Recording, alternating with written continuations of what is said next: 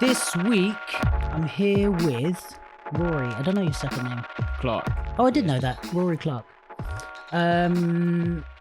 If you don't know Rory Clark, he is a young gentleman who is a phenomenal dancer, in my opinion, and a lot of other people's opinion, I believe. How old are you, Rory? 16.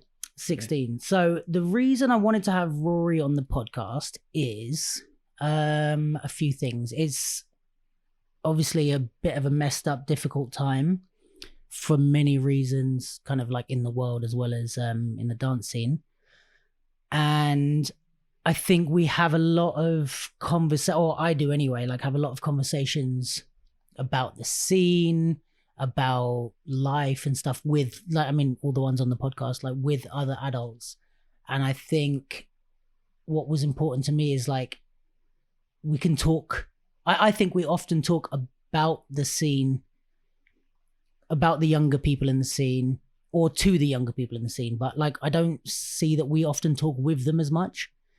So that's what I'm doing here. I've also had a couple of kind of half conversations with you about some stuff that you were maybe not concerned about, but thinking about, I guess, things that were on your mind. And I was like, let's just do this on the podcast because I think it'd be interesting to hear your opinion on stuff in the scene. I wanted to give you a chance if there's anything that you want to ask me or talk about in particular, or maybe to address, like it doesn't have to be that I give you the answers. I also don't know that I'm going to be able to give you any definitive answers on anything, but I can give you my opinion for sure. That's what I'm here for. So yeah, I think that's kind of sums it up really, is why I wanted to chat with you. And yeah, just I think it would be a completely different perspective on life and the scene. So give me a little background on you. So you just finished your GCSEs? Yeah. And what are you going on to do now? Just A-levels. Cool. Yeah. And what are you doing A-levels again? Maths, economics, and graphic design. Sick. So, yeah. Cool. What? And so yeah, because you couldn't. Is there dance options to do? Or? There is, but since it's free education, yeah, may as well use it to get something that I don't already have. Sick. That's very smart. And you don't know what you're going to do after yet? No clue. Do you think you'd want to go on to like more dance education, or are you going to kind of keep that same thing when you go towards university age? I'm not sure. I think if dance becomes a career that's possible, yeah, then yeah, I'd like to take it. But if it doesn't work out, then I know I have other things I can do. And yeah. So kind of in a way like giving yourself a plan B backup kind of thing. Okay, cool. Was that your idea, or did you get advice from parents, or how did that work? I mean, the choices were just me. Yeah. I've always sort of had an interest in maths, and economics is something I find interesting too. Cool. Graphics I've sort of just picked up recently. Yeah. So I may as well study that as well. Get some actual, instead of just making everything up as I go along, get a bit more guidance. Yeah. Fair enough. Nice. And so dance-wise, you've been dancing how long now? Maybe 7 years.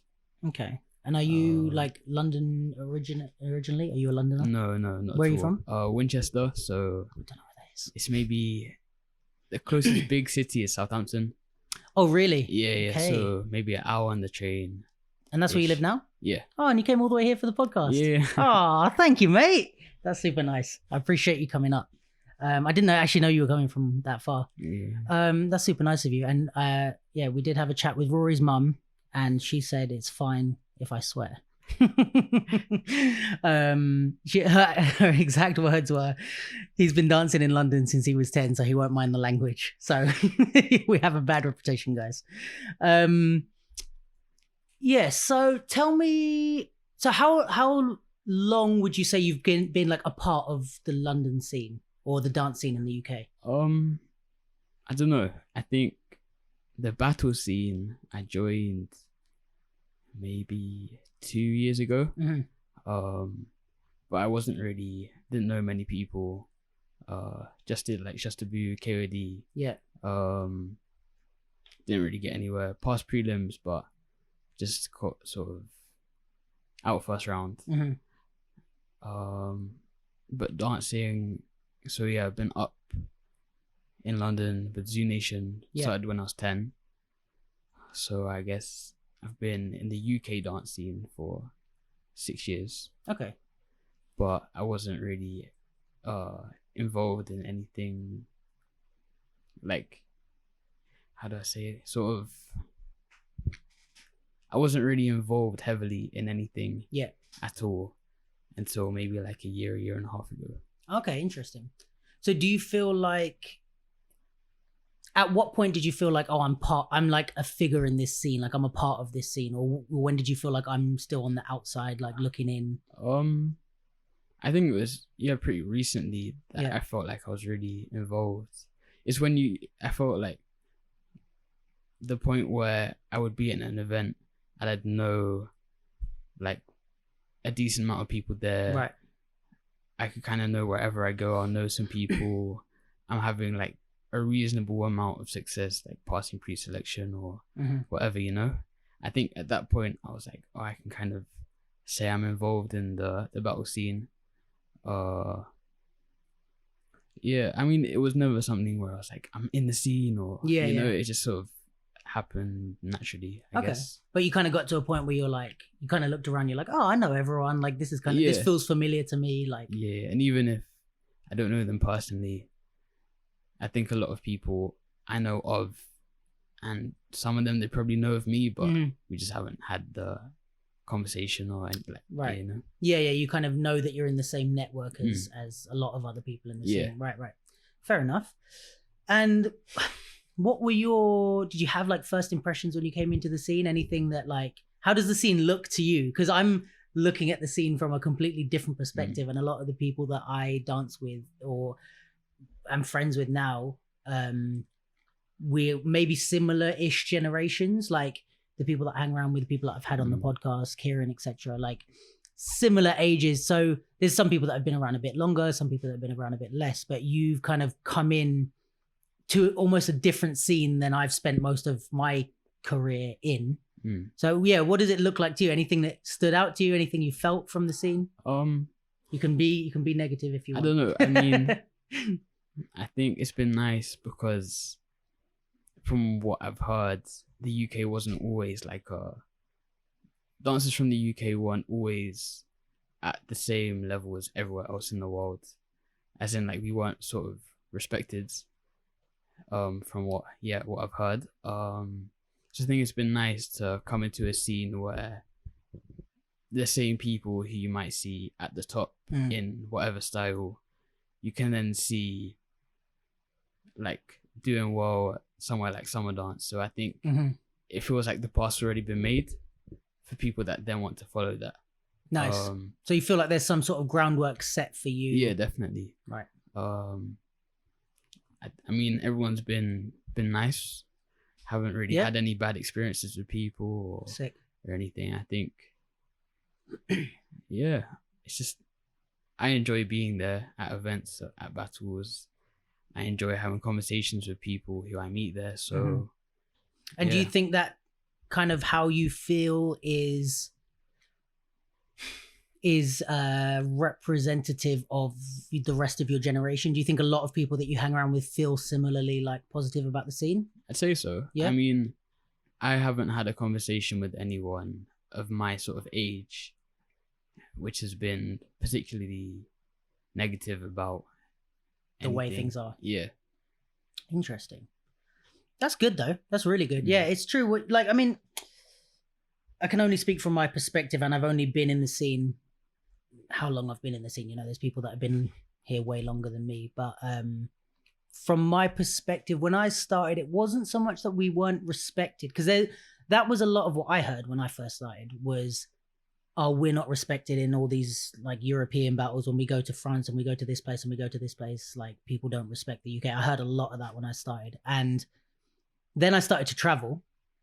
And I realized, I don't think it was that we weren't respected. It was just that no one was traveling. And then we weren't at events. So it's like, how can people, like, you know, if we're just here doing our own thing and dancing in our studios and stuff like that, and we're not out, there was people traveling, not that many. So it's hard to be like, oh, the UK are dope at hip hop, because it's like, we don't know that until we see them, if you know what I mean. So then we'd go over and talk to people, and they'd be super nice, and you know, they'd like, even event organizers and stuff, they'd be like, oh, sick, like I didn't know UK had this, like had a scene or this or that, and oh, I've heard of this guy. And you know, there's people like Kofi and Turbo and Ivan and Malcolm, and who else was traveling from that generation, Swarf,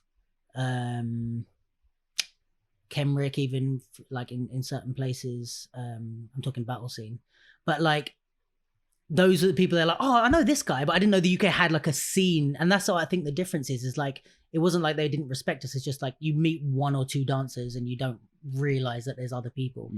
And to an extent, there wasn't, especially with some styles like hip hop and stuff, there wasn't that many people. So I think now that we're getting the recognition, yes, because the level's risen for sure, and the people that are traveling are way better and starting off way younger. Like, bro, if you were in the scene in 2007, you would have been like killing everyone. You would have been winning all the battles. Like, do you know what I mean? Like, the level has risen super quick in the last like 10, 13 years of like, yeah, you would have been like this, like you're good for sure. Like, and I'm not saying you're not good, but like you've got a lot of competition in your age group and above. You know, there's a lot of people that could give you a run for your money. I don't think that would have been the same if you were at your level in 2008, 9. Like, you would have cleaned up. But yeah, so I think that for me, that's a lot of the like respect thing, is like we just didn't have that much of a scene, and it's hard to give respect to something that's not so there yet, you know. So that's good that you don't have any like negative experiences or anything like that, because I feel like a lot of time how do you feel about all the, I don't know, there seems to be a lot of like back and forths on Facebook and social media about this and that, and do you see or feel any of like anyone arguing, or the older generations, or I mean, I have Facebook, I'm not really on there. Yeah. So on Facebook, no. On Instagram I see stuff, but sometimes I'm like, it's not my place to get involved. Fair. Because a lot of the time it isn't. Yeah. I think, I don't know, I don't see too much, if I'm honest. Okay. I might hear about it second, third hand. Yeah. But I'm never seeing it really play out. Fair. Yeah, there's not too much. Like, I think we're pretty good as a scene, to be honest. Yeah, it's just interesting to see what you hear and see from your perspective, you know. What about, so you've kind of come into this scene where like you said, like there's a lot of people that are kind of here but are also like doing great across the, you know, you've got like even like Brooke and Sean and people like that who are like killing it in like popping battles across the world, Dixon, even the hip hop like Kashmir and all those people. So that must be cool, I guess, to have them be like some of your mentors as well, and like people that you're hanging around with and getting to train with. Do you still feel like, are there dancers that you're like a fan of? Or like how connected to people do you feel? I think there's some people who I definitely look up to, and I feel like I don't know them. We might have exchanged words a couple times, but never really anything too much. I think, especially being kind of mentored by Kieran and Kashmir, it's sort of like, if they're not a friend of mine, they're a friend of a friend, right? Because of them, especially with like within most styles, even. Yeah. But yeah, I think there are definitely people I just see and I have a lot of respect for. I'm not sure a fan. I don't know. Yeah. I mean, if I see their name come up on like a YouTube recommended, I'll definitely click on the video. Yeah. So yeah. But you kind of see them as maybe other dancers doing the same thing that you're doing, as opposed to like people that, like, you know, like me watching the NBA or watching the Champions League or something, is like, oh, these are like superstars almost. Like, you don't see any dancers like that. You more see them as like you play for Arsenal and that's just a sick player from Manchester United kind of thing. Like, they're just other people around the scene. I definitely see them as like on a good few, probably more than a few, like a lot of steps up in like the food chain or whatever. Right. people like Frankie or like poppers like Brooke Dixon, Mm. Sean. But I don't know. I guess Even worldwide, like anyone that you would be like, like. Oh yeah, definitely. Okay. But I don't know. I have people I'm definitely like, "Oh, they're so sick. I'm never gonna be as good as them." What sort of people? Who would you name? I mean, in terms of house, people like Ejo, Tony McGregor, Kwame, just like people. There are definitely people I'm just sort of like, how is anyone ever gonna be at as good level? as that? Yeah. But yeah, Fair I think enough. it's just it's a motivation to try and be up there. But at the same time, I'm sort of like, that's just for them. It's sort of like, I don't know. How do you mean just for them? As in, especially people sort of within house mainly.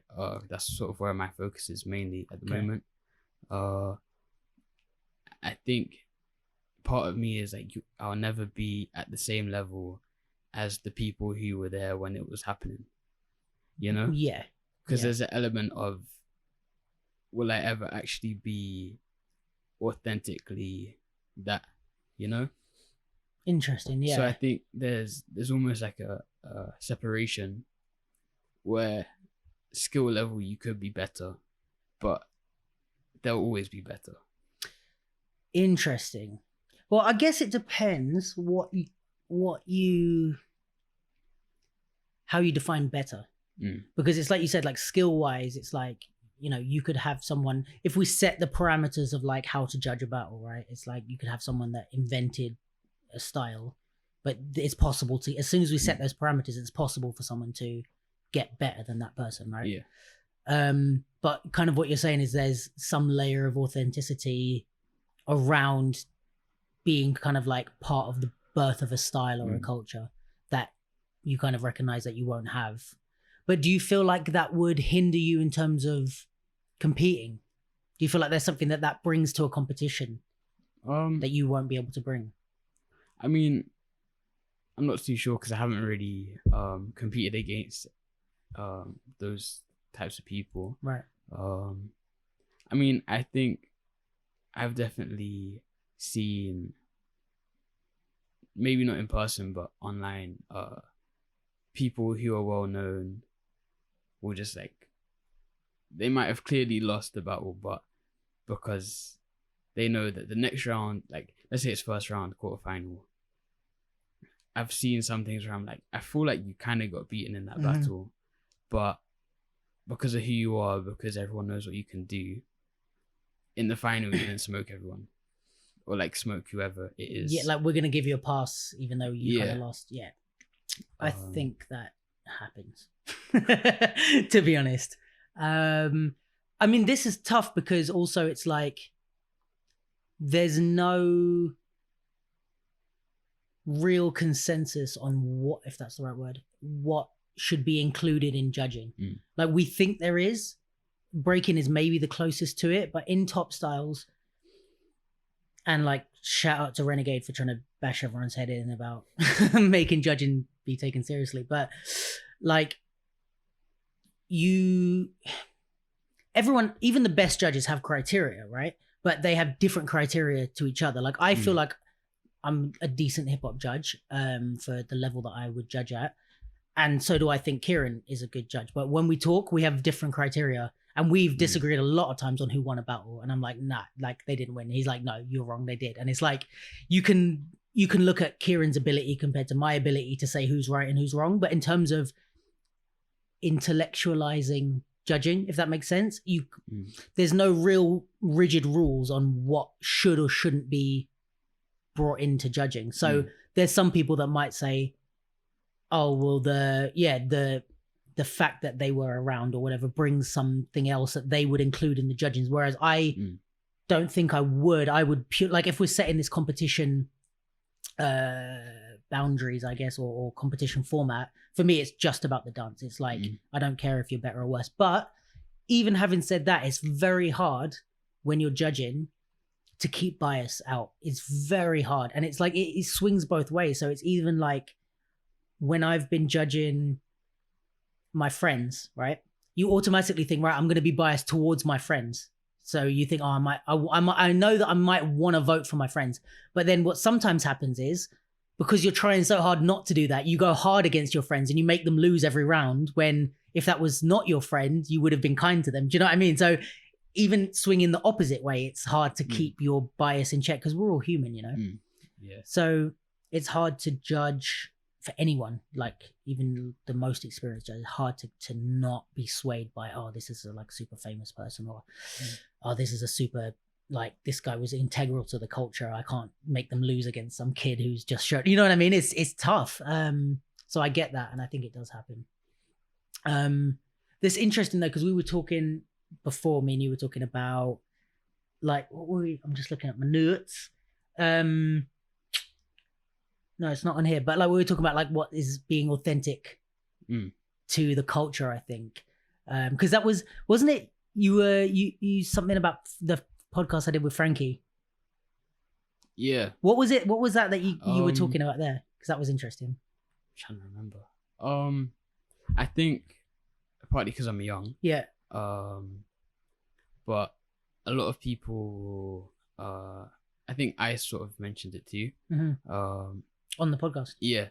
Where it's sort of taking your heritage and your culture and putting that within your dance. Yeah. And sometimes I'm just sort of like, white kids, white family, middle class white area, where does that really fit within like a black culture? And with, you know, I think sometimes I'm sort of like, am I ever gonna be truly authentic just because like the history of the culture and the history of me are so far apart? Yeah. Interesting. Yeah.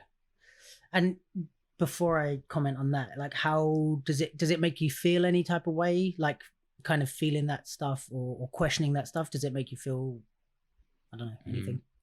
I mean, I still do it, so, but I think there's an element of, I sort of,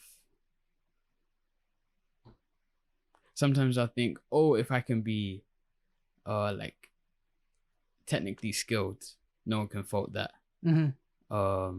So if it might not be authentic, I think I make a effort to try and make sure I've learned something right, so that at least that part of my authenticity can't be challenged, or if it is challenged, I'll be able to say I kind of did what I could to try and learn it right. Yeah. So yeah, which I is guess. fair enough. Yeah. Yeah. I think it's interesting, and like this is why the conversations come up a few times about, you know, being authentic, and yeah, like you said, like not being from the culture, that like being a guest in the culture, you know. And I don't think it's a negative thing. I think a lot of people see it as like it's negative to be called a guest in the culture, and it's almost something that they want to reject and be like, no, I'm part of it because of this and this and this. And it's like, it's not necessarily a bad thing. It's just recognizing that we are taking part in a culture that our ancestors or descendants didn't have any part in, except for maybe creating the oppression.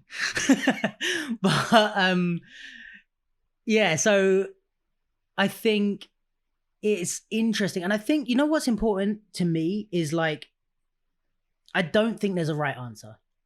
I don't think there's like a box that you can tick and it's like, you're a perfect guest in the culture. Thank you. You know, because it's like, I've had conversations with so many people where one person's going to say one thing, one person's going to say another thing, depending on where you're from. Like I've had conversations with Black Americans who have said one thing, and then Black English people have said different things. And even another Black American might contradict both of them. And it's like, I think if you chase trying to do what you're told, you're never quite going to get, you might drive yourself insane, because every person you speak to is going to have a different opinion on what you should do as an ally in, let's say, in the wider sense in this thing, as an ally, or more directly with the culture of how to be a participant or a guest in the culture. So my opinion, and I am not an expert to be giving you advice on this, but we're just speaking as like two people that are trying to find our way. The way I go about it is you've just got to kind of take in as much information as you can, keep your eyes and ears open as much as you can, listen to everyone, and then you've kind of got to go with your heart and trust that you're a good person if you're moving from a place of good intention, you know, because it's like, and also what comes with that is acknowledging when you fuck up. So it's like, if you're like, oh, I'm gonna, you know, I think that this is the right way to do it, like 2 people have told me I shouldn't do this and 2 people have told me I should, I'm gonna do it, whatever the thing may be. And then you do it and everyone's like, whoa, that didn't help, you know, or whatever. I don't know what this hypothetical situation is. You've just got to go, okay, I pull it, you know? And I think that's, for me, is the best way any of us can go about being humans, let alone like guests in hip hop culture. Like where's the rule book on how to be a good human? There really isn't one. And people, I think, want to act like there is. And there's like boxes to tick and set guidelines of how to do things, but there isn't. So in any case, it's like there's on 2 ends of the spectrum, there's really obvious ways to tell when someone's not a nice person. There's really obvious ways to tell when someone is a nice person. But in between, it's like, you don't know. Like there's things that you could do that seem like you're being really nice and then not. You know what I mean? Like depending on your intention, like it's a tough one, man. I think it's interesting what you said about, like making sure you learn things right. And kind of that's a respect to the culture in a way. I feel like people like Eminem did that, if you know what I mean. Like they went hard on the like, okay, well, my ability is going to be what I contribute to the culture. And I think that's also what it is like what you're giving back to the culture. So if it's, like learning the skill set well or whatever. But it's tough. It is tough because it's now a worldwide culture. So we could all pretend like we were there when it started and we were from New York in the 80s or whatever, and we went through struggle. And if we didn't, or we could not even, we're just like, oh, I'm not going to be involved in hip hop whatsoever, and just leave it alone and go do something else because we're like, oh, well, that's not my culture, I'm never going to be involved. And it's like, is that the answer? Maybe not. But then, I think there's somewhere in between, which is like finding a respectful balance. Like I said, this isn't really a definitive answer on that, but because something you said to me as well in my notes is interesting about you were wondering if non-black people like should be making a living off of dance if their like black counterparts aren't, which is interesting. What made you think about that? I mean, obviously with the sort of rebirth or like spike in interest again with the Black Lives Matter movement. I think there's just been more sort of where it's very, very obvious that the same person with the same like qualifications or whatever, same jobs, like they're not gonna be in the same positions due to like their race. And I just think since like the culture is a black culture, is it something that should sort of be like the money in the culture, should that just be for the creators of it? Because I think it kind of makes a lot of sense. And with the like Litefeet, for example, I think Cry has been quite especially recently, he's been saying that it's sort of the people who are making it and the people who are really like true to it from Harlem, like really like their whole life is Litefeet. It's not just something they do, it's like really like who they are. And yet they're not the ones making the money from it necessarily. So I think a kind of combination of the two has just got me thinking, is it really should non-black people be put before if their skill set, if their achievements are equal to someone else, you know? Yeah, bro, I'm with you. And this is one of them ones I don't really have like too much of a worldly advice to offer you. I'd love to, but I think this is also important as well, is like admitting when you don't know. Yeah, it's tough, man. I think you're right that this is a lot of the case, is that people are favored for their race, and given opportunities over other people. I also think that it's not maybe the right answer to how do I put this? Like, it may not be the right answer to be like, oh, I'm just going to quit my job and give the job to anyone that's black, if you know what I mean. Because I don't think that's ever what black people want necessarily. I think it's more being given equal opportunities. Yeah. And I think it's sort of, if someone has the same technical ability and is able to teach or judge to the exact same standards, I think it's more in that situation, if you are choosing between a black person or a white person and they're able to do the job to the exact same level. Yeah. Given that a lot of the money from, whether it's like hip hop music, yeah, at the end of the day, the managers half the time are probably not black. Right. You know? Yeah. So seeing that most of the money coming from the culture is maybe not actually going to the people who made it. If you have two people who could do the job to the exact same extent, should the person who's more closely tied to the culture be the person getting priority for the job? That is a flipping interesting question, man. I don't know. I really don't know.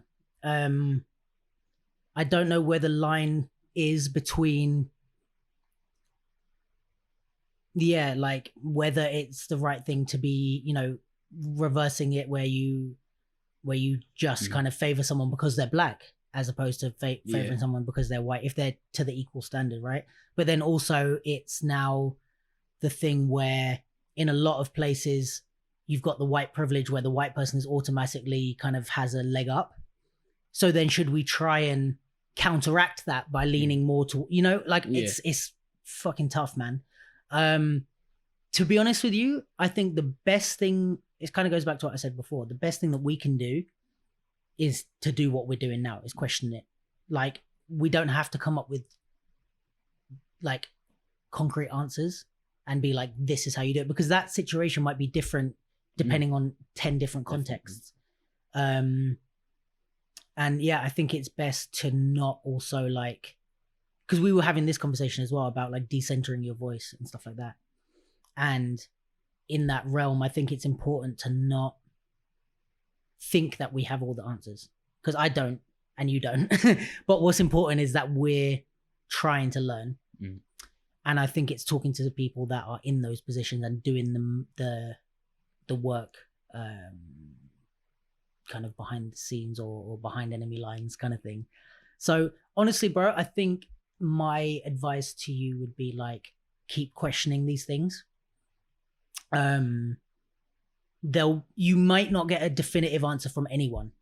I haven't got any definitive answers on any things really from anyone that I've spoken to, but over the course of speaking to loads of people over the years, you start to build up a picture of, and this is what they call like your moral compass, like where you think the right answer is. And then I believe the best you can do is just go with your heart kind of thing and be like, I've had a lot of conversations. I've educated myself. I've read these books. I've done this. I've learned. I've spoken with this person. I've watched this documentary, whatever it might be, whether it's about hip hop culture or it can be about trans rights. It can be anything.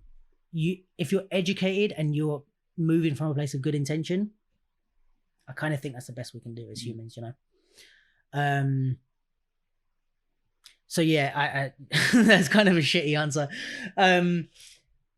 But yeah, I think it doesn't mean that we can't be involved in the culture. I just think we have to recognize where our place is in the culture, you know? And I think being authentic doesn't mean being authentic doesn't necessarily mean being like how the culture was started. It's being authentic to who you are, right? So it's like, for my example, I like growing up, I didn't grow up listening to Tupac or Biggie. I just didn't. It's just not the way I grew up. Like I grew up listening to Eminem, Fabulous's first albums, like 50 Cent when he get like this was like era where I came in. So for me to pretend I listened to people that I didn't in order to seem more hip hop is not authentic. And I think for me it's like that. It's like just be real and be like, if you're like, oh, I didn't like, who were your influences when you first started listening to hip hop? Like what sort of music do you like? I don't know. I probably started listening to hip hop after I started dancing. Interesting. Cool. But in terms of hip hop now, there's a couple albums where I just kind of listened on repeat for weeks. Like who? So Midnight Marauders, Okay. Tribal Quest, Nice. Mad Villainy, so Doom. Like I've listened to a lot of his stuff. Nice. I think he's just an interesting guy, born in the UK as well. So Yeah. Did you get put onto him from people in the dance scene, or?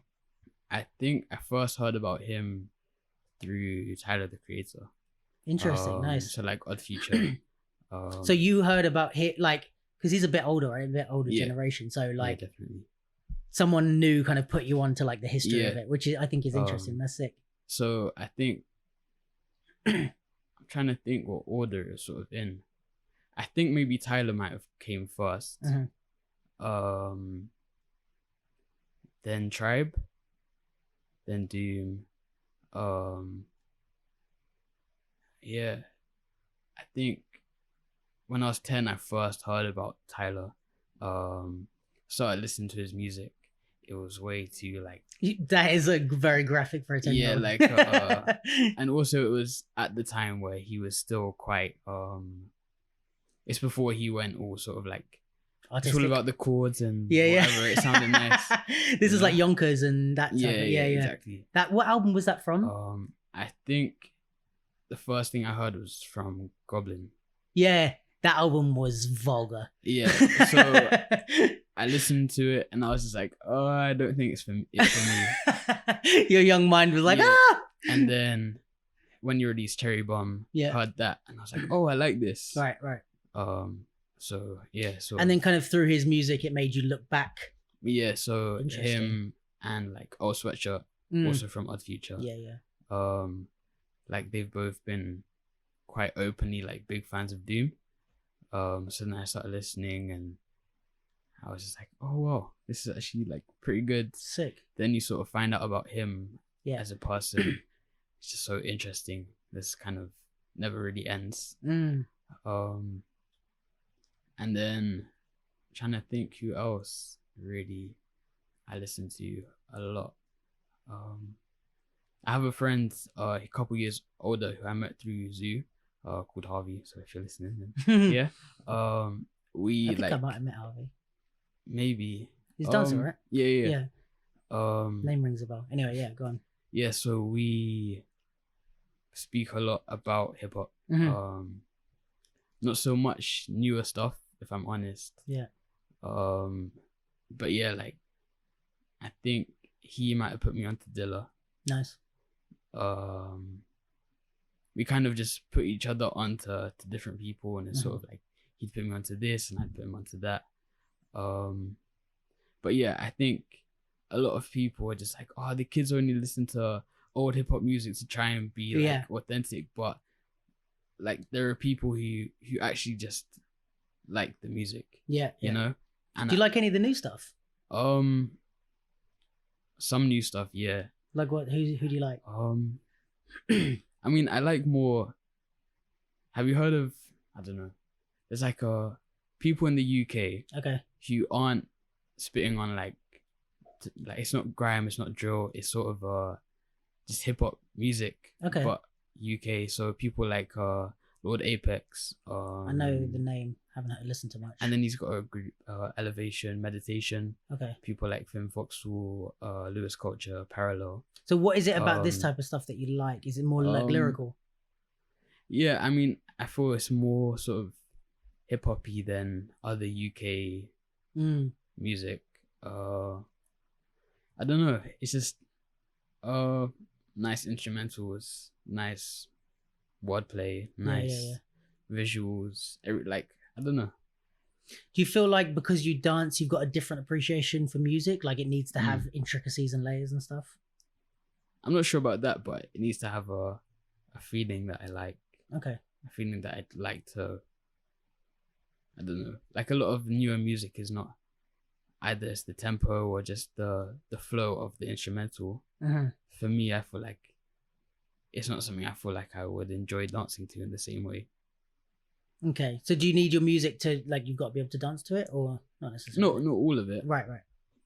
But I think if I feel like I can dance to it, there's a immediate like, oh, this is something I can get into because I can hear it, but I can also sort of experience it in a different way. Got ya. So you wouldn't be listening to like 6ix9ine or anything? No. What about like any like commercially stuff like Nicki Minaj or any of them? No, Cardi B, not into all that. No. What is it about that stuff that you don't like? It's just too, I don't know, it's too like in your face. Yeah, I know what you mean. It's just too much going on. It's just too loud and big kind of thing. That makes sense. Interesting. Trying to think if I had any more. I always end up talking about music. I don't know how this happens. I feel like I'm like, I proper want to be like Joe Budden. Do you watch his podcast? No, I haven't. It's actually sick. But I always end up like talking about fucking music, and I'm like, okay, back to dance. I'm just looking at the notes of the other things that you suggested. You got some notes about like ciphering that you sent me. What were your thoughts on ciphering, or questions about ciphering? Or I mean, I think it started more from when I wanted to find out more about house as a style. And it's obviously like it's a club style, but I'm still 16, so I can't actually go to many clubs, and I wouldn't know necessarily where to go. And sort of I've spoken to some people, and they were like, as a area gets wealthier, the clubs sort of get more like mainstream, and then the music is different, and it might still be house music, but it's not the kind of stuff that's as nice to listen to, and it's more sort of house you'd hear on like Radio 1 or whatever. So then it's sort of, if that's not so much of a thing, like clubbing to in the same way it would have been when it was sort of first happening, it's like, how do you sort of get the experience to know what it's like? So then I was sort of like, is a cipher any similar, like a substitute? When you say ciphering, like where are you talking about? Like in a studio, in a, like where would you? I mean, like at the side of a battle. A lot of the time, like that's just fun to get to know people. I mean, that's one of the only places I really see people, especially because I don't live too close. But even just like training, just like with people who just cipher, and you know, like obviously I know it's not the same, but is that maybe the closest you can get? I don't know a lot about house, to be honest with you, culture wise. I think in general it is tough, and I think I've had this conversation before with someone, I can't remember who, whether it was on here or not, about if you're young and you're under 18 and we're banging on about like the culture is in the parties and the clubs and talking about drinking and girls or boys or whatever, you know, like it's not really it's not the same environment that you're in, and it's not the same environment you could even put yourself in if you wanted to, you know, and that also we shouldn't necessarily be encouraging you to, you know, like I'm not going to be like, yeah, you need to sneak into a club and get drunk. Like, no, you shouldn't, you know? So it's like, but at the same time, I want to encourage you to find the culture. So it's like, okay, what do we do for someone like you, and how do we guide you, I guess? Yeah, I think it kind of goes back to like the being a guest in the culture and being authentic and that type of thing. It's like just because that's where the culture started doesn't mean that's where the culture is now. To an extent, it still exists in a lot of styles, you know, like the social element. It doesn't mean that, you know, if you're not in a club ciphering and doing it how it was, it doesn't mean that you're not part of the culture. I guess it's about recognizing where the culture is and where you can be involved, you know. I don't know that it's a replacement, like ciphering. I don't know that it's a replacement for the club atmosphere, because, and it's hard to like translate that to someone that hasn't been out partying and stuff like that. It's a different environment. Ciphers at battles tend to be more competitive and more about like showing the skills, whereas ciphers at parties and clubs, there were never so much people analyzing your movement as much, depending on the type of cipher that happens. But yeah, I think the ciphers that evolved from the party atmosphere evolved, let's say, because of the party atmosphere, and it's a social thing of like watching each other, trading, dance, like exchanging, bringing someone else in, and it's the social atmosphere. So you can, if you learn enough about where it came from, you can take that element into other places. So you can be at a battle ciphering on the side and enjoy the same social element, but maybe not in the same way as it was when it started, you know. Me and Clara talked about this, I think, on the pod, about like the importance of like partying and stuff like that. And it's like, for example, I don't really like going out clubbing. Like, I never have. I've never forced myself to be part of the culture. I've been out clubbing a lot, and I've been out to parties and hip hop nights and stuff like that, and I've ciphered out. I just don't really enjoy that as much. I cipher at battles sometimes, but I'm more of a competitive person. So if I want to cipher, it's like because I want to prepare for the battle, or because there's people that annoy me in the cipher and I want to I want to go and like invade their space and you know, compete a little bit, even if it's not for like judging. So I think it's kind of, again, it's like the intention, where it comes from, as opposed to what you should or shouldn't do, like ticking boxes. I think if you're like, oh, these are people that I want to catch up with, even if it's like you're in a studio just jamming and you're doing it that way, or if you're at a battle, if it's the social element, you're kind of moving from the same intention that the people did when they first started. That was about going and finding the scene. Where are all the house dancers at? We're all at this club, so we're all going to go there and we're all going to dance and exchange these new moves. You're doing the same thing at a battle, you know? It's just that the culture shifted and it's in a different place. True. And there's not much you can do. Like, people can look at me and be like, oh, you should have gone to parties and stuff more. Like, cool, I can have that conversation with them. But because I was 18 when I started dancing. For you, it's like you can't go to parties. Besides afterwards, there's no way you can go, you know? And you definitely shouldn't be out like getting drunk and stuff like that we were around that time, or even the people, you know, like these sort of things which contribute, the culture that contributes to this sort of thing was like sometimes drinking. That's why they were in bars and not in other places, you know? And also like looking for girls or the opposite sex or the same sex, whatever makes you happy.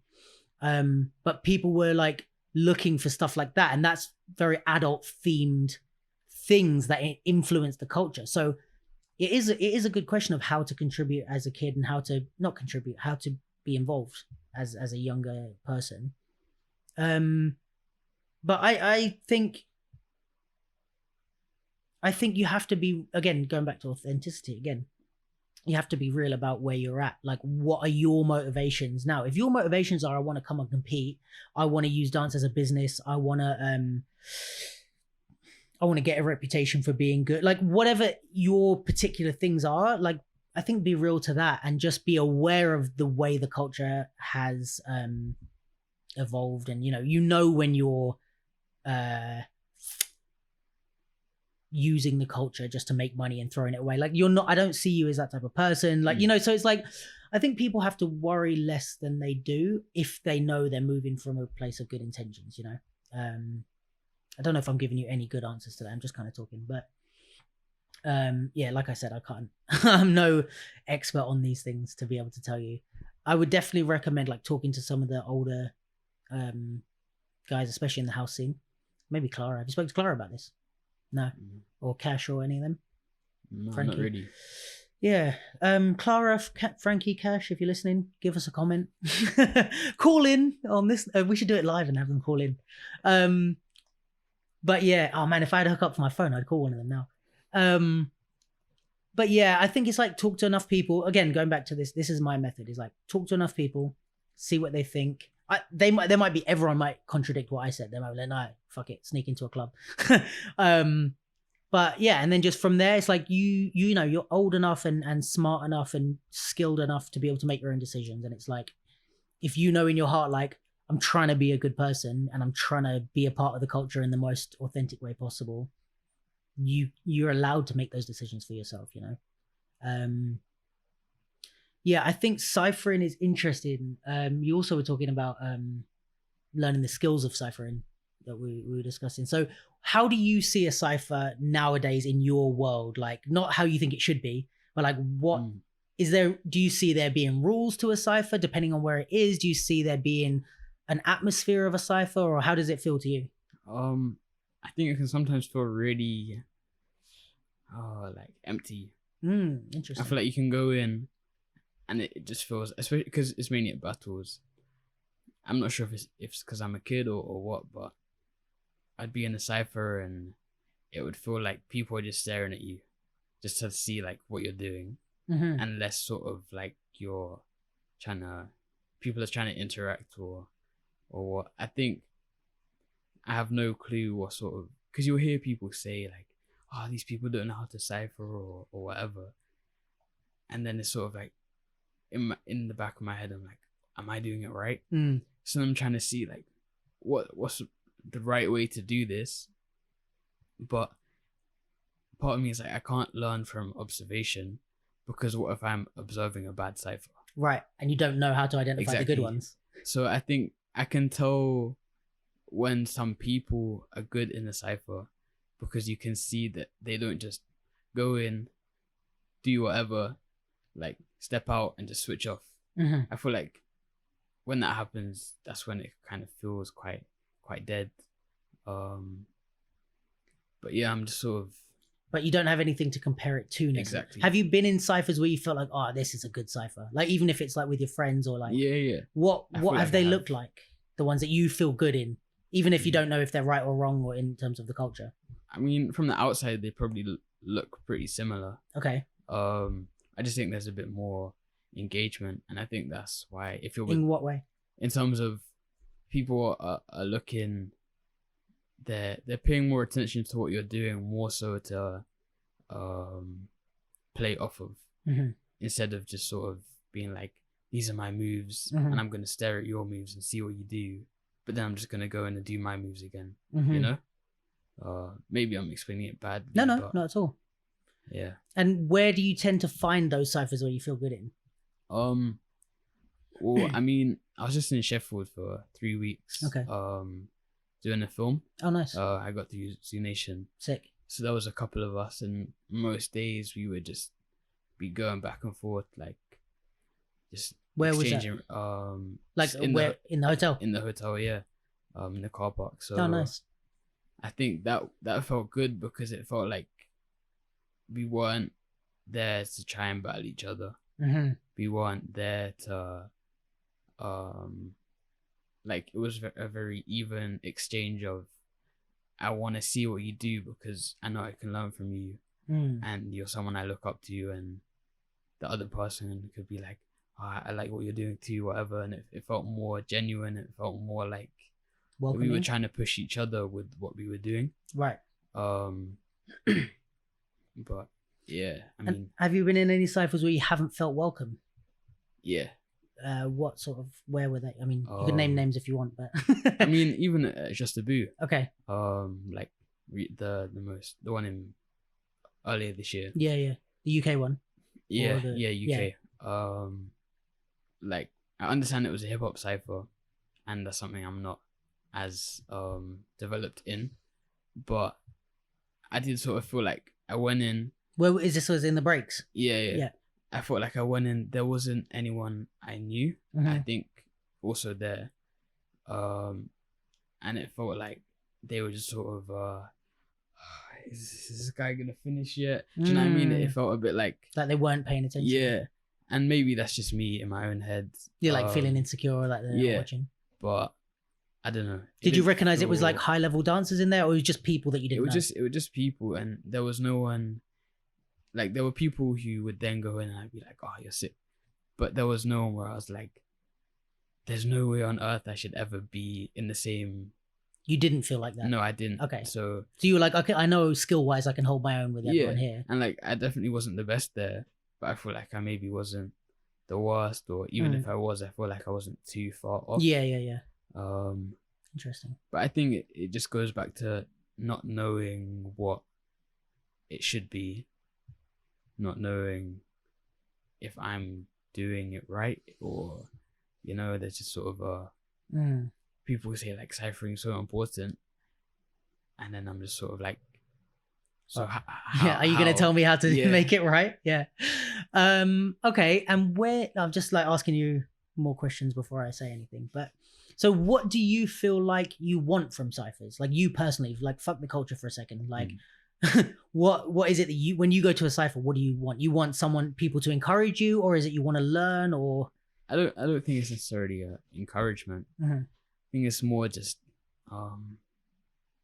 you can feel when it's like a mutual interest, and you can feel when it's not like I'm in this cipher to learn from you, but it's sort of like we're both here, we're both enjoying what we're doing. Like, it's kind of like, I'm not there to sort of learn that, like, I'm there because it's fun. Mainly, like, that's the first thing. Hopefully people are dancing because they enjoy it. And then learning is just sort of like a bonus that comes from it. Right. But I think when it becomes too serious, it's just loses the enjoyment, I guess. Interesting. Yeah, I mean, it's tough. I don't know that there's a singular answer on what ciphering should be. I think it's funny because as much as I would say I'm like an older generation than you, I started in the generation of battles. So as much as I partied, but a lot of the parties I've been to in my time have been after events, or at event, like the after parties for Just to Boo, Funkin' Stars, blah blah blah. I think I've been out to just parties and ciphered there, but less so. Like if I go to just a party and it's not attached to an event, I'm like, I'm just here to chill and have a beer, you know. Like I'm not that type of person that goes out dancing in that way. So I think first of all, I think it's different depending on every cipher. Every cipher is different, and that's the first thing, is like understanding and analyzing the cipher that you're in. I think for me, it comes down to manners. So it's like, I can't say that one cipher is wrong or one cipher is right, but I can recognize manners in the sense of, you know, when you're having a conversation, it's the same thing. You're talking and you can tell when the person's not listening. And you know, this whole, have you heard the phrase of like listening to understand or listening to reply? It's like, if you're listening to reply, you're just looking, you're like, okay, what is he saying? Something that I can reply to. Oh, I know about that. And you're like, yeah, well, that is this. And you're just saying something, you're just using what they said to be able to reply, right? So you're not actually listening to their point. And I feel like this sort of thing happens in ciphers, or people just don't listen at all. If I say listen in like air quotes, where you're dancing and I'm just waiting for my turn. That's rude for me, because a cipher isn't like why are we all standing? We could all just spread out and dance at the same time. Like if we're not going to watch each other, if we're going to make a circle, the point is to go in and out and watch. And, you know, it doesn't necessarily have to be you respond, but also stuff like that happens where it's like, you might do something and, you know, like do something that I do and I'm going to want to respond, or maybe you're going to like maybe poke fun at something I do or call me out, or even if you're just like, oh, you're just doing loads of footwork and I'm on that vibe and I want to start playing with that. It's like, if you're watching and listening, it's kind of like a conversation in that way. It's like you're all tuned in and keyed into the same thing. I've also been in ciphers where it's very competitive, and that's if you're all tuned in. And when you arrive at that cipher, you analyze and you're like, oh, this is some competitive shit. This is some high level stuff. Like I've been in somewhere I felt I've been pushed out of ciphers, like hand on the chest, like, no, this isn't for you.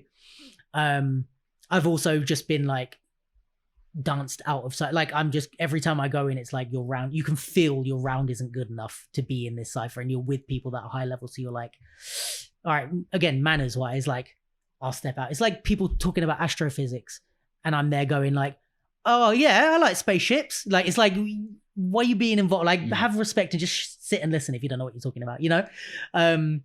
So I guess kind of it for me, it's that, is like analyzing what the cipher is and having being in a group, you know? It's like you're not just a person that's there to, we're not giving you a stage to just show off and leave. Sort of thing that annoys me in a cipher is people that show up to the cipher, go in next after the person that's already in, do their round, and then leave and go to another cipher.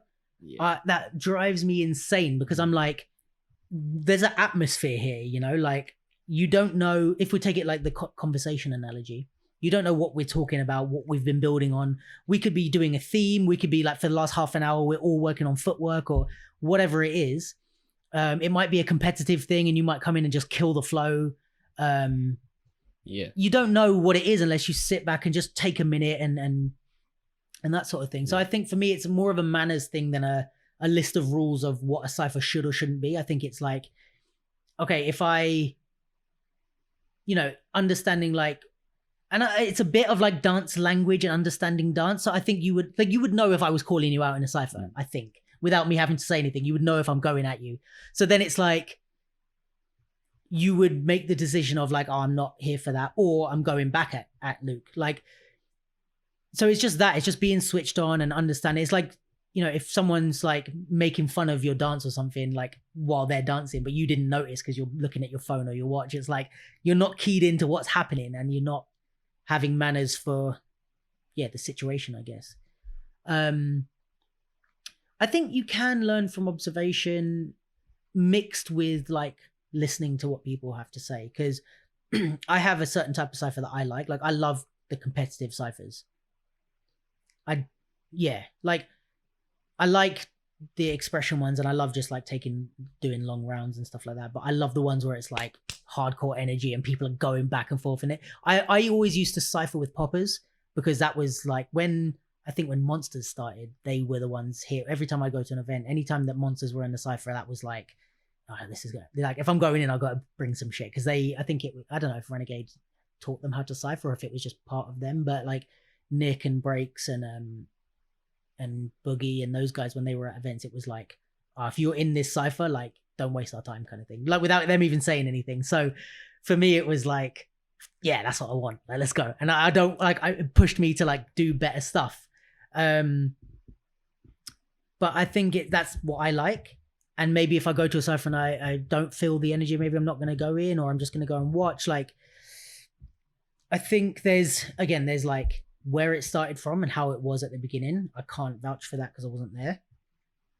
But then there's also like where it's at now. And I think it's a mix. It's like understanding how people are ciphering that. Sometimes I'll go and there's ciphers, you know, even in like training spots or at events now, where I'm like, this isn't a great cipher. Do you know what I mean? But either I'll walk away or I'll just do it and be like, deal with it. Kind of like, don't complain, because that's just how things are now. So there's a mix of like, have manners for me, but also if it starts to change and it's like, maybe ciphers are more about like showing off your best moves. It's like, who am I to say that that's not how it should be? I don't know. Maybe like it's like the OGs who started it, they're the ones that should be telling people. I'm like, I can say what I don't like, and I don't want to be a part of that cipher. But for me to tell people like, oh, that's not how you should cipher, I don't know that that's my place. In the house have a cipher workshop actually that they did. I don't know if obviously with Corona they're not doing it, but I don't know if what their plans are with that. But shout out to In the House, because they did. I've seen a few times they've done like, it's called In the Cipher, and they do like a whole workshop on how a cipher should be. And obviously people like Clara, Frankie, Joel, like, and Troy, like, they're way more like active and out in the scene than someone like me, so they have, and just longer experience, especially like Clara. So that's kind of like a good source of information. So if that ever comes back, look for that, because that will be a good education on that, I think. But yeah, I mean, it's true that people are like, yeah, ciphering's important, and then they don't tell you how to do it, or they're like, oh, people don't know how to cipher, and then they don't like tell you what it should be. Like I said, for me, it's just manners. It's like, if I'm gonna dance, like, fucking watch me. Like, oh, otherwise, why are you in this cipher? Like, again, like, even if I'm in a training spot, if we're ciphering and someone's like looking in the mirror, practicing their moves, I'm like, why am I here? Like, I can do this. I can dance for myself at home. Like, the reason we're here is to exchange and like to grow off each other, and to like, if you're going, and it might be that like we're at a training spot and we're ciphering, and we've been, me and you and 4 other people have been ciphering for like 2 hours, but I can see every time you go in, you're trying one floor move, and you keep falling over every time you do it, and you keep putting it back in your round. When you do it an hour later and you get it, I'm gonna be gassed for you, because I'm like, yeah, I've seen you trying to work on some new shit and put it in. But someone that's not paying attention, you don't know, you're just like, oh, cool, nice move. Like, but you weren't there for the whole thing, if that makes sense. So again, it's like a conversation. If we're trying to work to a point where we understand each other, or you're trying to explain to me how you feel about ciphers, it's like someone could come in and go, oh yeah, ciphers, yeah, they're cool, and then leave, and we're like, what the fuck? Like, you're not involved in the conversation. What are you doing? Like, which is how I feel a bit. Like, people just pop in, say something random, and then leave, and you're like, okay, well, we were talking about something else, but cool, thanks for the contribution, So yeah, I think it's I'd say just keep observing and keep going with what you feel. Like, I think you're on the right track with like what you feel is good, or what feels good, and what you expect from people ciphering, because it's kind of what you just expect from people. Do you know what I mean? Like, it's not anything out of the ordinary. It's just like, oh, if I'm dancing, watch me. Otherwise, why are we dancing together? If you're going in like, okay, if you're doing all your best moves, understand that what you're saying is, I'm the best here. Like, if you're going hard, then it's like, okay, well then stay here so I can prove to you, no, you're not. Do you know what I mean? Like, that's how like, if there's like 5 of us ciphering and we're just chilling, and you come in and you're banging out your best shit, I'm like, okay, cool. Like, Rory's down for it. Let's go. All right. You're saying it in that moment, you're saying, let's up the level, guys. Like, had enough of this chill shit. Like, let's go. So then stick around for me to match your level. Do you know what I mean? It's like, because I might outdo you, and then you're going to go, oh, all right. Oh, you want to throw down some that? Or I might change it and I might start doing popping, and I'm like, oh, have you got a different style? So it's a response thing. So if you do that and then leave, it's like you just stuck your head in and went, oh, I'm better than you, and then left. And it's like, oh, fuck you then, man. Like, so yeah, I think it just comes down to this stuff of manners, and like you understand basic human decency, I think, from what you're saying, So that's the main thing for me, is when people do that, it's like, what are we doing here? Like, we didn't all just sit down like as an audience for you, and we're like, anyone want to come and perform for us? It's like, we're all dancing together, so let's dance together. Yeah, that's an interesting one. I'm just thinking, what else? Any other things that come to mind with ciphering before we? Not really. I'm just kind of spewing my thoughts. I think the times when it's been good, it has been with people I know. Mm-hmm. So I wonder if that's sort of a part of it. There's already a respect there, so there's not really you automatically trust them, I guess. And I wonder if people maybe, and they're automatically already interested in you and your dance. Yeah. And then there might also be a bit more openness, and then people are more willing to just like let go and not stress, like, oh, I need to make sure I have good rounds in the cipher because I want to impress so and so or whatever. You're then just sort of there, like, I could have some bad rounds and these people are still gonna have respect for me, so you're not so worried about going ham every time. But yeah, I think the best ciphers I've been in have been with people I knew. Have you traveled much for like events? Not too much. I've been to Culture of Hype and Hope. Okay, twice. Nice. Did you cipher there? Yeah. How'd you find that? It was good. I think so. There's ciphering is like part of the event. Okay, interesting. So there's like a battle like a prelim. room. No, so the prelims are done like battles. Mm-hmm. So they do go on for a while, but it's cool because everyone kind of gets that experience. Yeah. I've been lucky enough to pass pre-selections both times, not in hip hop, but Not lucky enough. You've been good enough. in locking the first time Sick. and house the second time. Yeah. But then there's a whole other room which is just ciphers basically the whole day. Okay. So someone wins in each style. So I think some people go in with the intention not to cipher really, but just to be like, I'm gonna do my battle rounds in a cipher so that I can try and win. And sometimes I find that a bit strange, and you can sometimes see it. But then I think they're quite good at actually the people who I've seen win have just been the people who are quite honest and genuine in the ciphers. They're there basically the whole day, and they're really sort of taking what someone's done, playing with it, seeing how they can make it their own. And I think that's what I like about the event, is that it's not just rewarding the person who's taken up the entire space, like the person who's not doing 5-minute rounds, and then someone else goes, and then you're the next person, so no one else gets to really experience it. But I've enjoyed it there. There have definitely been times when I felt again like people are just sort of trying to do a battle round, and then they don't really care what other people do. But there have been times when you felt like everyone's been interested in everyone else. Had one person come up to me in like a lock-in cipher, never spoke to them before.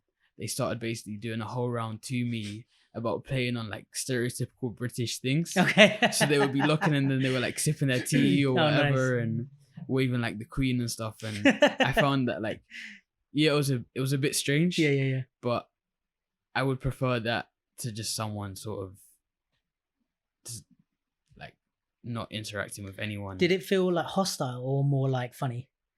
It felt more like they were just like, oh, you're from England, like yeah. This is what I think I know about where like you're they from. weren't like coming at you. Like, no, it was more just like, especially because it's locking. A lot of people are just there to kind of have fun. Yeah.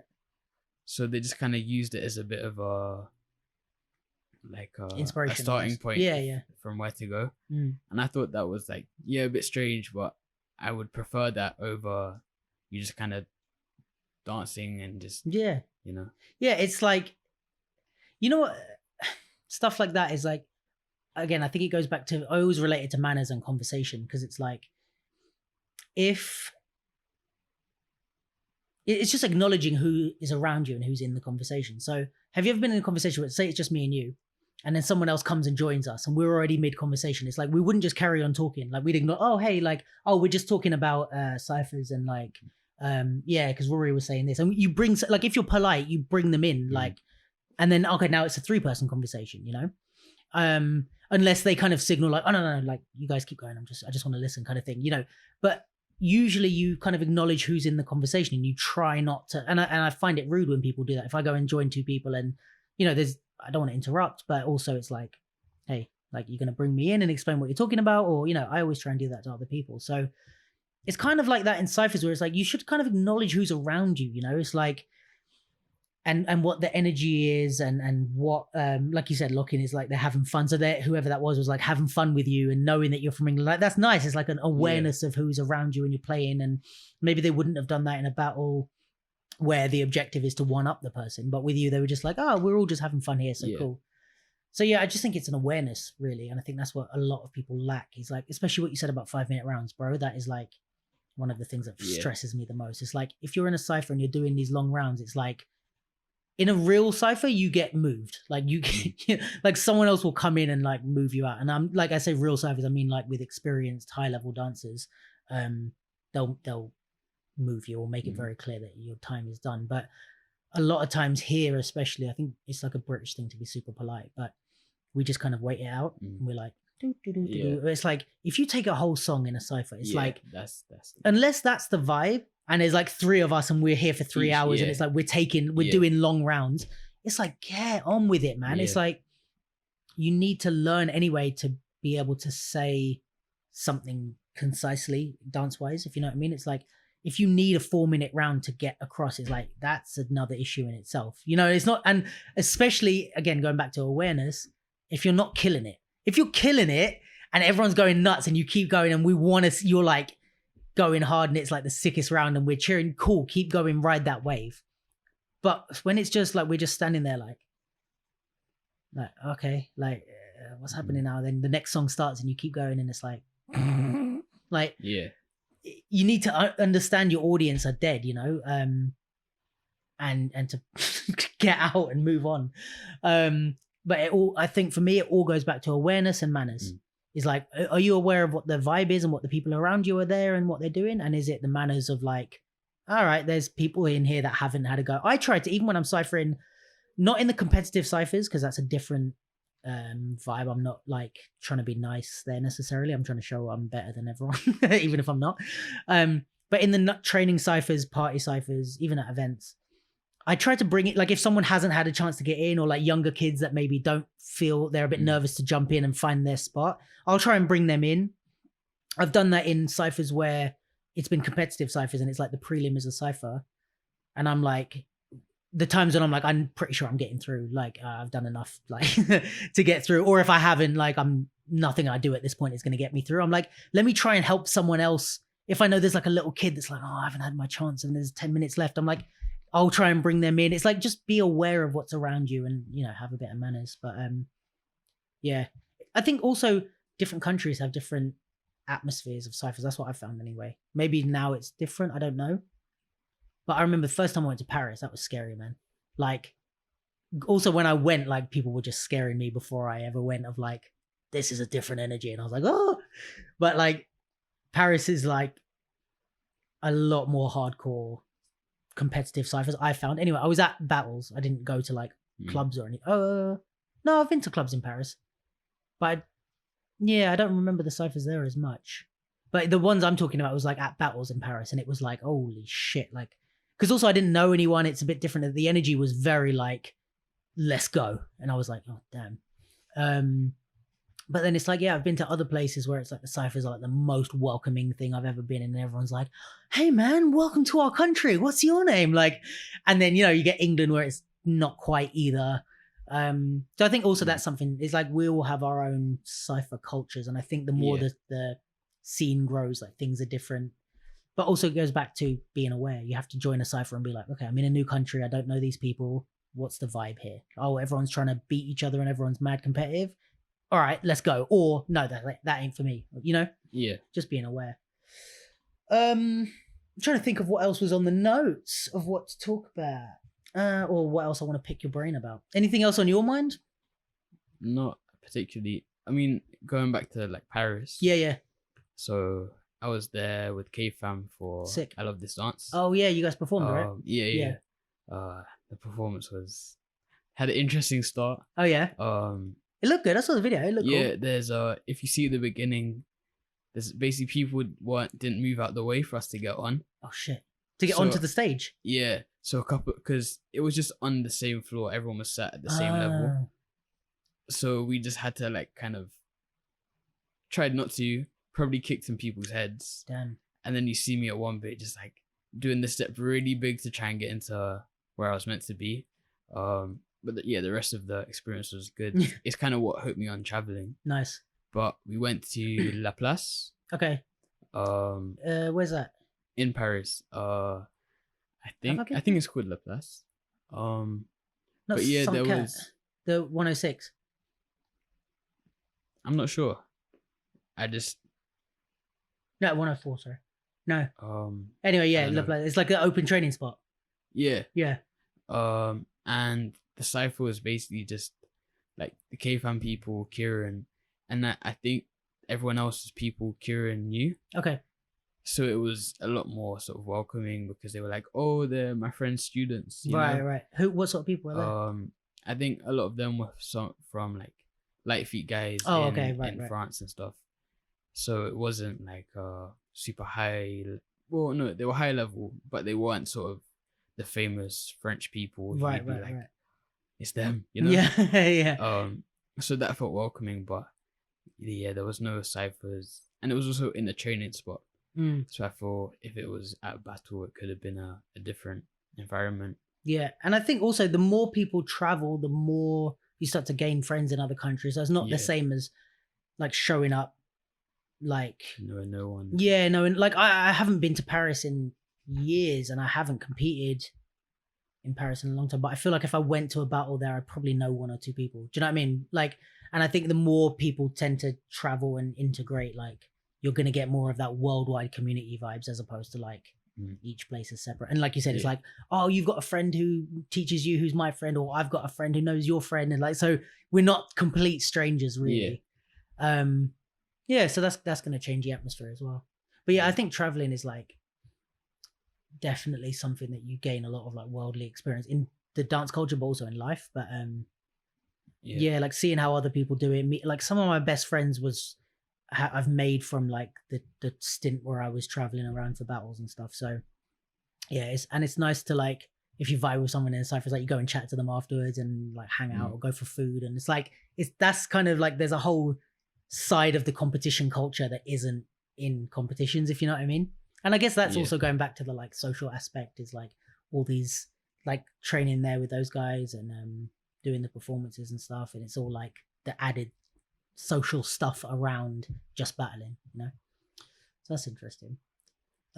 Thinking what else did I want to ask you about your perspective? How's things been? Just I should have started with this. How's things been with Corona for you? Because that's a different experience for someone of your age, I feel like. I think in some ways it has a bigger impact, and in some ways it has a smaller impact because like my exams were cancelled. Okay, right. It didn't really mean too much to me. Cancelled completely or postponed? They just didn't happen. So wait, so you didn't do GCSEs? No. So, but you go straight to A levels? Yeah, so our grades were given based on like mock results. No way. Yeah, like class and teacher assessment. Do you feel lucky? I feel like I'd feel well happy with that. I think I did worse than I would have done. Right. Okay. Right. So it didn't give you the chance to do better. But I still did like well enough. I missed out on the whole stress of doing exams, so I'm not really. It's like you gain something, lose something. And it was this time would always be a transition time going from GCSEs to A levels, so I don't feel too badly affected. Interesting. And I was gonna have a long summer anyway, so I just had one that was even longer. But it's been weird because the first couple months, one felt really quick, and two, I didn't really see anyone because we were meant to just be at home. Right. But I think I haven't been doing anything long enough to have enough momentum for this to kill it. Right. You know, like this summer was going to be the summer I wanted to kind of kickstart momentum battle wise. I wanted to go to summer dance, and then later on in the year, like Flavorama and stuff, that's all cancelled. But because nothing really picked up too much, then I'm just like, oh, okay, next year will just be that year. Whereas I think for some people where they were really like just about to kind of solidify themselves as a high level dancer or whatever, if they were just about to get there, then Corona came, and suddenly it's just sort of like not back to the start, but there's a big setback. I feel like at 16 you haven't done enough for it to really affect you too much. Interesting. Yeah. So it doesn't, like, in terms of future wise, it doesn't worry you too much because you're like, by the time I kind of get to wanting to be doing this full time, everything will be back. Well, I'm scared when people say like, oh, we might still be dealing with coronavirus in like 2 years time. Because I'm like, that's 2 years I can't travel really. 2 years that battles won't really be happening. 2 years where my school experience will just be weird and messed up. But I don't know. I don't really see how this can last for so long in some ways. So when people say that, I'm just kind of in the back of my head, I'm like, I'm hoping this is just like a exaggeration so that people kind of take it seriously. For like, now. We're all hoping that, to be honest. But I think if that does become the truth, it will definitely have a big It'll be impact. tough, yeah. Because at the moment it's just put everything on pause. But if it extends for too long, it won't be a pause, but it will just stunt the growth. Yeah. Of like the industries. Yeah, and it, like, I think just of my Oh, generation as a whole, like, true. we won't, like, people start, my sister's starting university, but she has no clue how it's really gonna be. Like, I might be doing my entire A levels 50% at home. So I think for now that's fine. Yeah. But if it becomes a bit more long term, it could really, I don't know, just leave us not really knowing what to do. Well, yeah, I agree, and I think we're all thinking that. I mean, a lot of us old people have like work and stuff, you know, and it's like that's a whole nother thing, because at least, you know, your school are going to try and sort something out for you to learn, whereas work, it's like it's on us to get the work, so that's what's tough. I think we're all worried about it, to be honest, mate. Like, I think we're all thinking, oh, how long is this going to go? And I hope it's more exaggerated. And then you hear that things are getting better, and then you hear they're not getting better, and it's like, I think I'd like to trust scientists in a way, like that we're in, I mean, obviously this is the case because we're at our point, but like we're in the best possible time for science and technology. So it's like, if anything is going to be solved, there's people working on it. Do you know what I mean? And like, obviously 20, 30, 50 years in the future, the technology would have been even better, but it's better that it happened now than 100 years ago. Do you know what I mean? Like we'd be in a much worse position 100, even just day to day, like if we didn't have TV and Netflix and stuff. But also in terms of like them dealing with the virus, I'm like, I just have to hope and trust that the people who have been spending their life training to figure these things out do that. I think the one good thing is like even, you know, I think things will change as opposed to stop. So like, say with your generation, and you were saying about like you're coming into a culture where everything was about the events, but you know, even already stuff has started to have, like, you know, TikTok, online battles, like all this stuff, like for better or for worse, the culture will change. It may not stop, it will just be something different, and there'll be different ways. Like you guys may super embrace the online battles and Instagram and stuff like that. I hope online battles aren't a thing Same. for too long. I don't love that. I've done 3. I don't really plan on doing any more. The first one I did, the Pure House online battle. That was kind of quite early on in lockdown. I'd seen online battles happening, but hadn't done any. I was like, oh, this is cool. Arunas it's obviously his event, and he's someone who I rate and respect. And I thought it'd be a cool event to be part of, and there were other people I respected and rated competing as well. I ended up winning that one, so I was like, oh, maybe I'll try another one. You feel good after that. The next one was organized by Elvia from Spain. Kieran was judging, so he was like, oh, you may as well just prelim. I think it was Kieran, Camille, and Angelica. And I ended up winning that too. I was like, oh, that's a good online battles ain't so bad. But the next one was then the league online battle, and it was on Instagram Live. So suddenly I was like, I don't have this time to sort of think about what I'm doing. But then I also don't have the atmosphere to give me the hype or the to energy. Be able to spontaneously push it.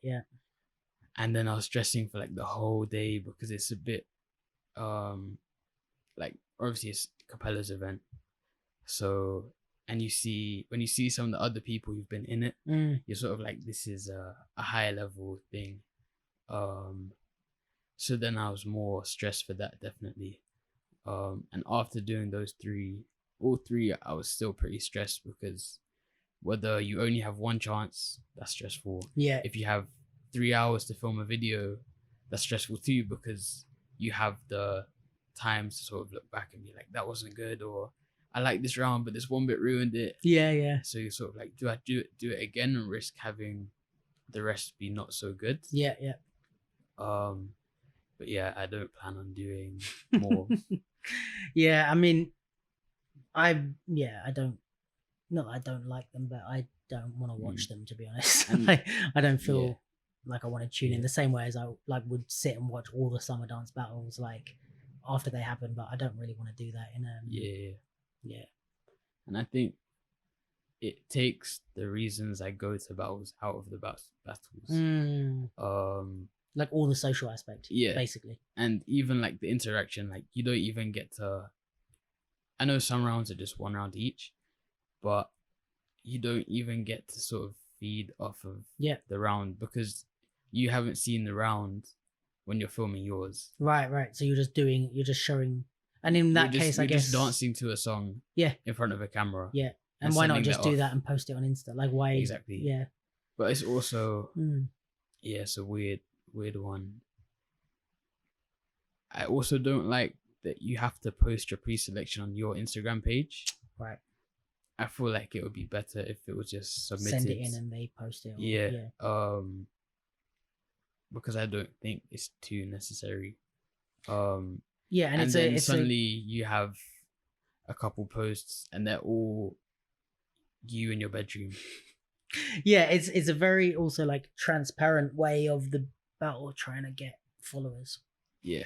They want you to post it so that your followers see you and go and check on their battle.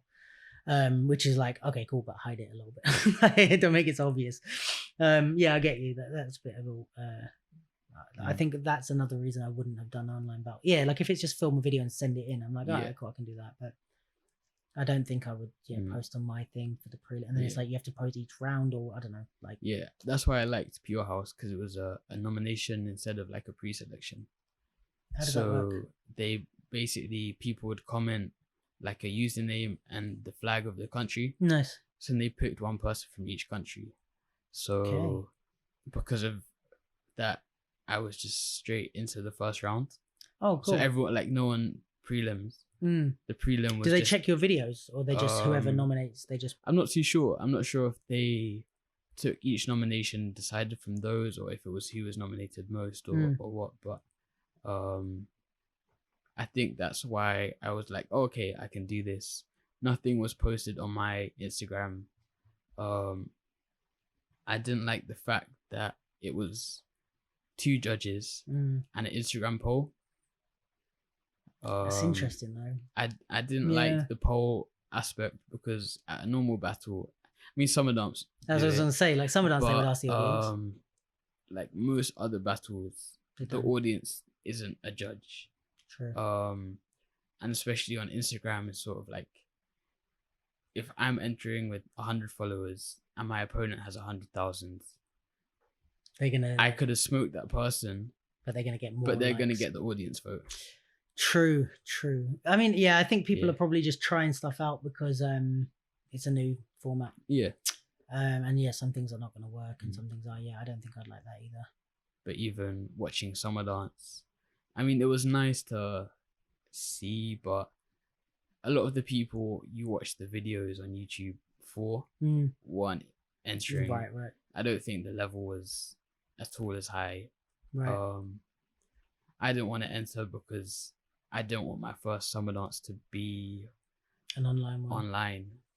Yeah, that's the hard thing. It's like it's always like that when people are like pushing something into a different realm for whatever reason. It's like, or starting a new venture or whatever. Like the first few ones, it's like you need time for people to be convinced that this is the new way, kind of thing. So I can imagine that being hard. I'm not necessarily a fan of watching those battles either, or entering.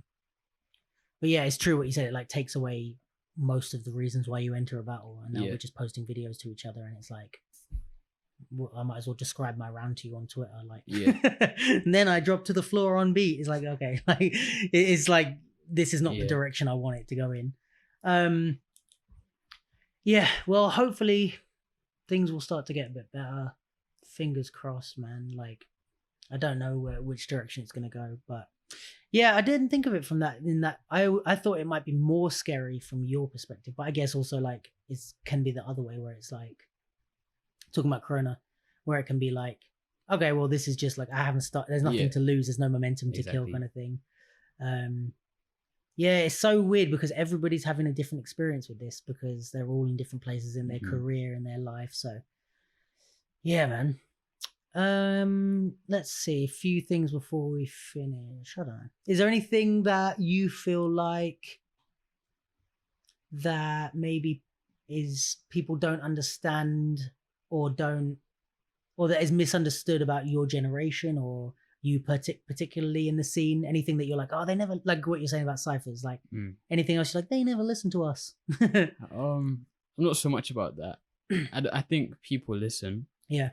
Not sure how much they like. I think people hear us. I'm not sure how much people listen necessarily. Any topics that come to mind where you're like that where that's the case? I'm not a massive fan of kids battles. Interesting. Speak on it. Let's go. I mean, I've been lucky that I started off in locking. There's not really a big UK locking scene. So I was kind of forced to be in adult battles. Okay, right. But because of that, I'd much rather battle an adult than a kid. Why?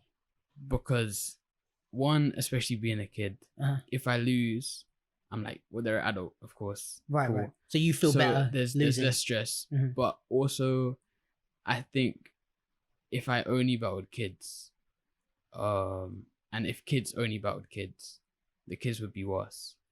Interesting. Because I think if you're in a battle, you pass prelims. You don't choose who you're against. So when I went to culture, my first round, I was against Kieran in house. So I was like, okay, I need to have a really, really, really good first round.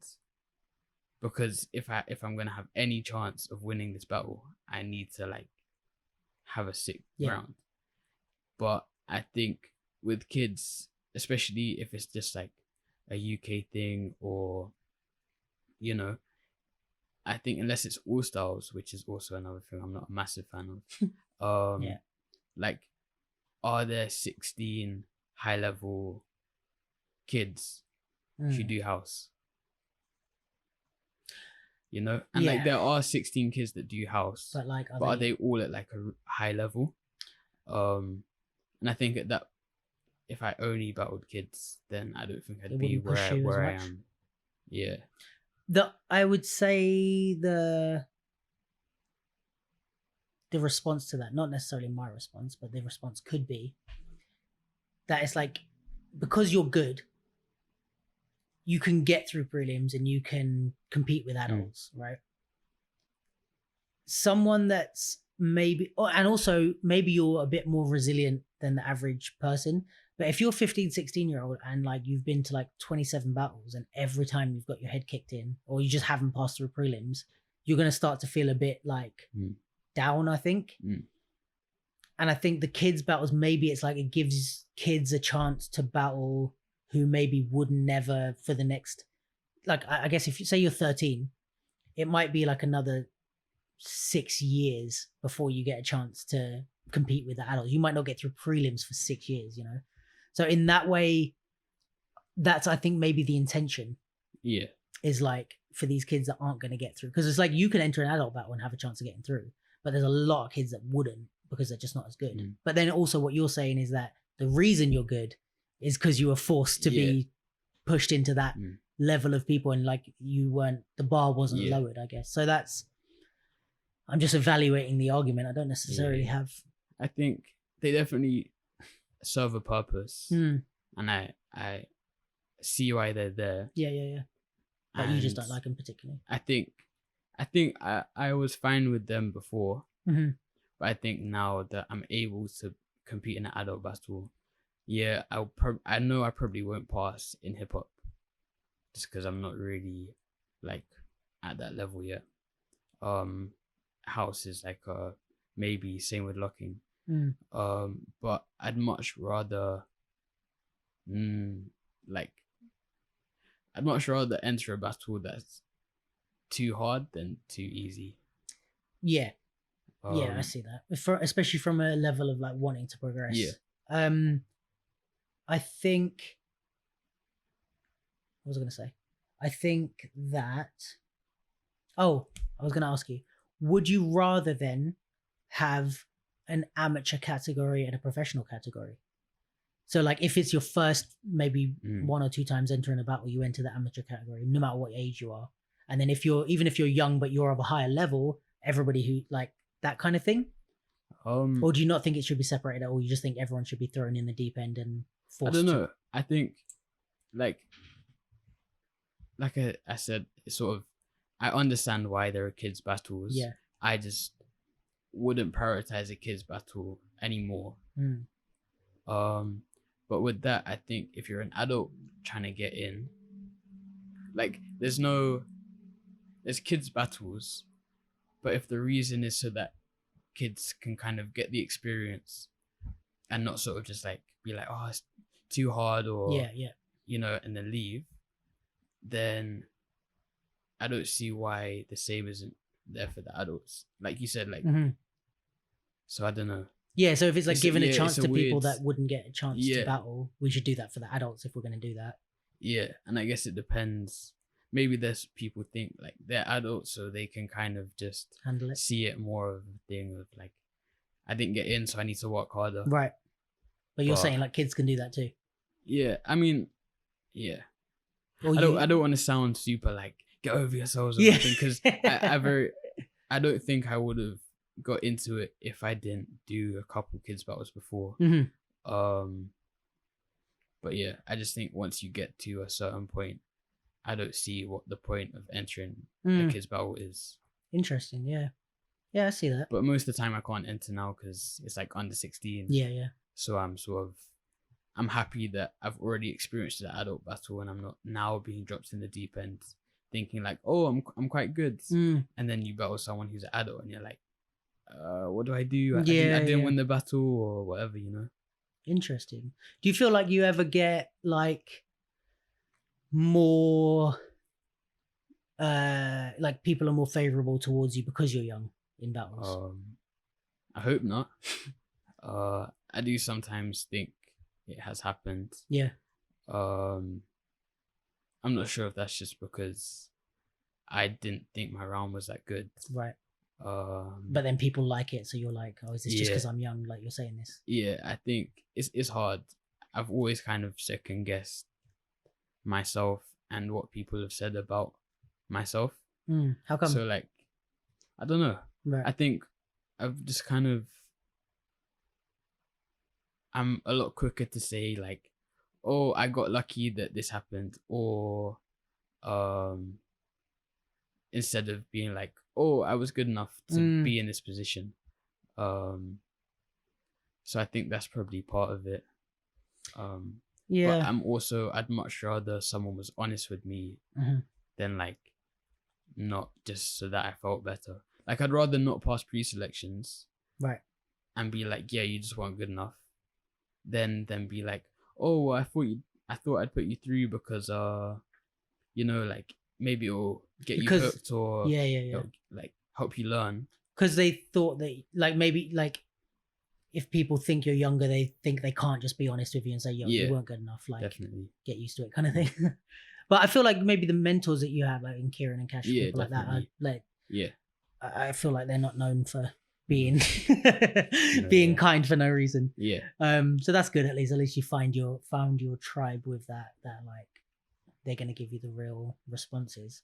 But yeah, that's an interesting point. Is maybe we shouldn't be too scared, or we shouldn't like sugarcoat things too much for the kids and just tell them if they're not good enough. But then I can understand why people do. Yeah, of course. I think that's the hard thing. There's just not really.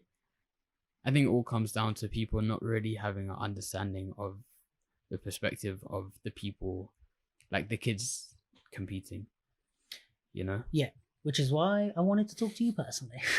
Look at the way that came full circle. But then again, it's like my perspective could be different to someone else. But that's the same with anyone that's been on. It's the same with me, like anyone that's been on the podcast. Like we're all talking on things from our particular perspective. Yeah. I can just like, you know, after 13 or so years dancing in London, I can speak a bit on the London scene. I also am very aware that I'm only speaking from my perspective, my friendship groups, my things that I've seen. There's so much I miss. The same with you. Like, you can speak a bit on being a young dancer in the scene. You're not going to speak for everyone, but you know, you have a bit more than I can't speak for a young dancer the same way you could, you know, and it's the same way someone from Germany can't speak about the London scene as well as I can. Like, we all have expertise, and we all like also don't have the ability to speak for everyone. So it's all good, man. Doesn't mean we shouldn't have opinions and say what we're feeling. Cool. I think that's a lovely way to wrap it up. You got anything coming up, or what's anything dance wise? Any battles? Nothing now. No. Like, no, because you're not doing any more online ones. Yeah. So now just waiting for A levels, basically. Basically, yeah. Sick. All right. Well, thanks for coming through and having a chat, man. Super appreciate it. I didn't realize you came all the way up from like near Southampton. Is that what you said? Yeah. Which is like, oh, that's super nice. That makes me happy that it was worth it for you. Yeah, check Rory out on Instagram. He's super dope. And if he has like a few posts on there of him in his bedroom, it's not his fault. It's the online battles. And yeah, man, I'm wishing you a lot of luck with what's coming up with life and getting through this time. Same with everyone. Like, we're all going through it in a different way, I think, and it's all tough. I mean, we're a bit better now. We're out of lockdown, but yeah, it's a bit shit for everyone in their own way. And yeah, man, I think we've all got to kind of just chat about it and be there for each other, and yeah, all that lovey-dovey stuff. But yeah, we shall wrap it up, and I'm trying to think if there's anything else to say. Like, comment, subscribe, all that shit.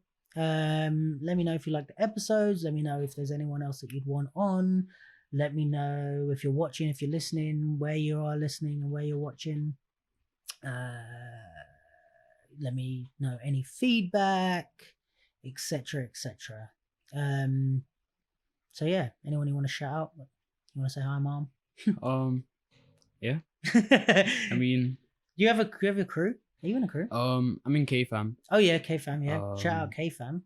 Yeah, and Mr. then Kieran obviously Zoonation was kind of the big starting point for everything. Yeah. So big thank you to Zoonation for bringing Rory into our lives.